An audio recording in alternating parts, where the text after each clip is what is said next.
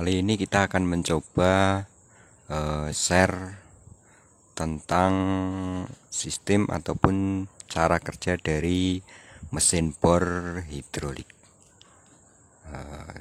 Buat rekan-rekan sumur bor, buat rekan-rekan pengebor yang lainnya, yang pastinya silahkan disimak video ini baik-baik sampai akhir nanti, siapa tahu bermanfaat bagi rekan-rekan pengebor semuanya.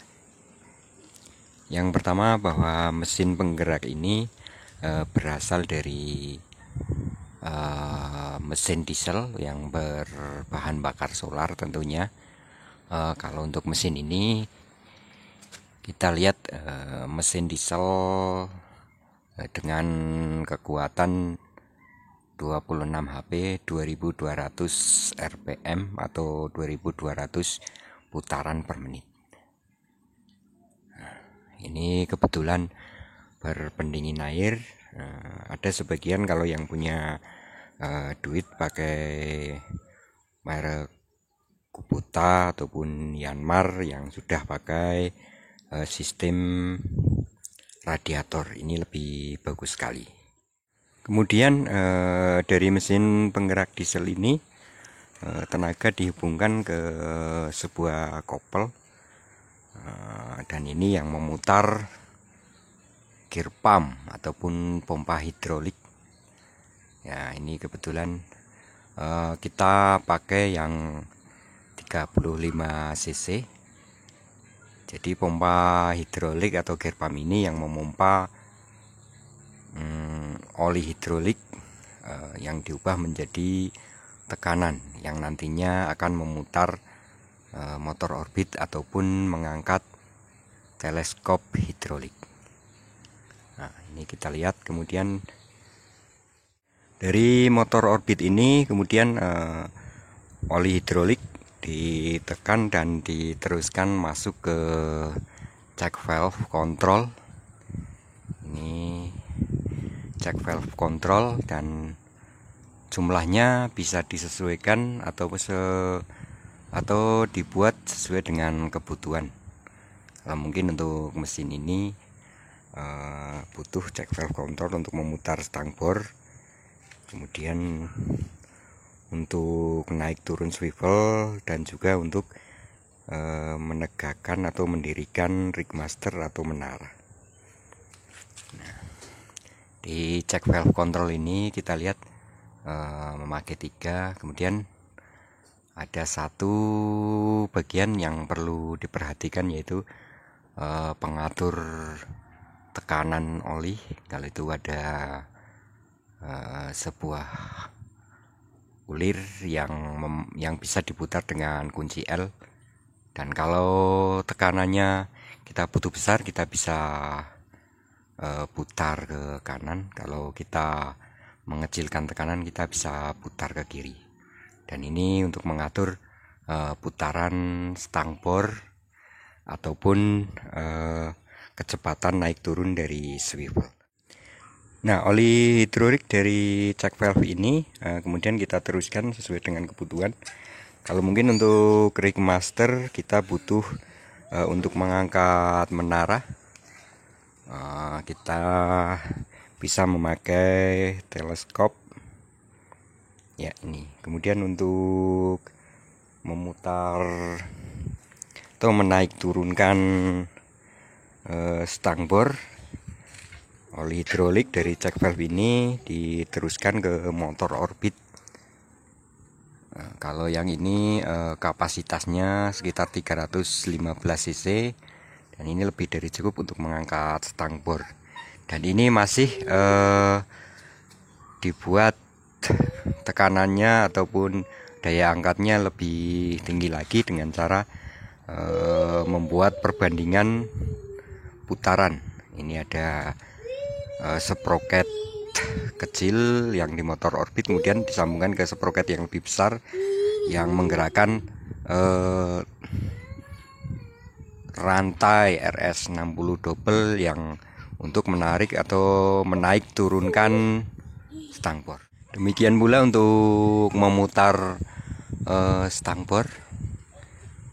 tekanan oli ini disambungkan ke motor orbit yang dipasang di atas water swivel ataupun spool kop atau T air. Nah, ini kapasitasnya sekitar 250 cc ataupun lebih, dan ini yang digunakan untuk memutar stang bor dengan diameter 2 in. Ada beberapa jenis pemutar stang bor. Kalau yang jenis ini menggunakan swivel langsung atau dari motor orbit diteruskan ke swivel tenaga putarnya. Ada sebagian yang dari motor orbit itu masih melalui gearbox dulu ya, gearbox oval, kemudian baru ke water swivel. Itu yang jenis kedua itu lebih bagus, keuntungannya itu water swivelnya nggak cepat bocor, tetapi biaya perakitannya lebih mahal karena harus ada penambahan gearbox oval. Kemudian pompa oli dari motor orbit ataupun teleskop itu kembali ke check valve control, dan setelah melewati check valve control itu diputar lagi menuju ke oil cooler atau pendingin oli. Ini fungsinya untuk mendinginkan oli, karena oli jika dipakai terlalu lama akan menjadi panas dan membuat oli menjadi lebih rusak, menjadi lebih cepat rusak maksud saya. Kemudian dari pendingin oli ini biasanya berpendingin air, kita harus memasang pompa air kecil untuk mensirkulasi air pendingin. Kemudian dari pendingin oli ini, oli dikembalikan ke penampung oli atau bak oli. Tapi sebelum masuk ke penampung, ini harus melewati oil filter dulu. Ini menyaring mungkin ada kotoran saat melalui motor orbit atau kotoran yang berada di selang ini. Sebelum masuk ini harus disaring dulu. Sekarang kita coba tes drive. Setelah menghidupkan mesin, kemudian kita bisa mengoperasikan mesin ini lewat check valve control.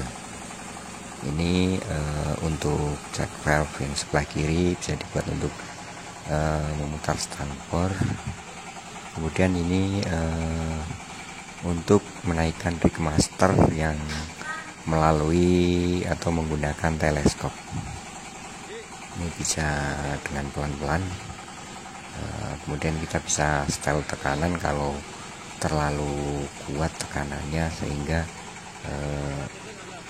mengejutkan pada saat menaikkan rig master atau menaranya.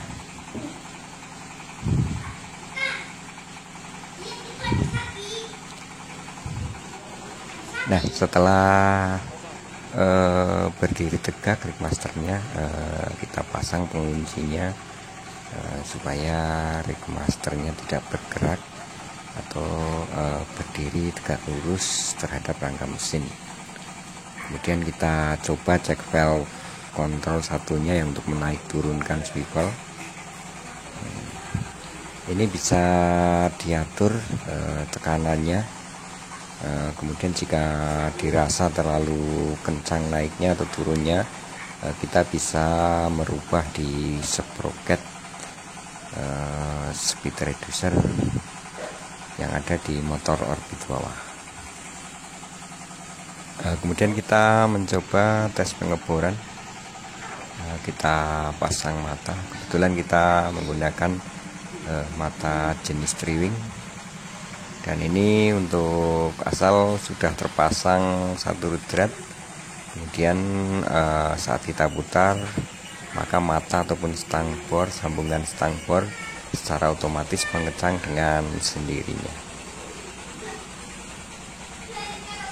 Ya, mungkin itu saja yang bisa saya share kali ini.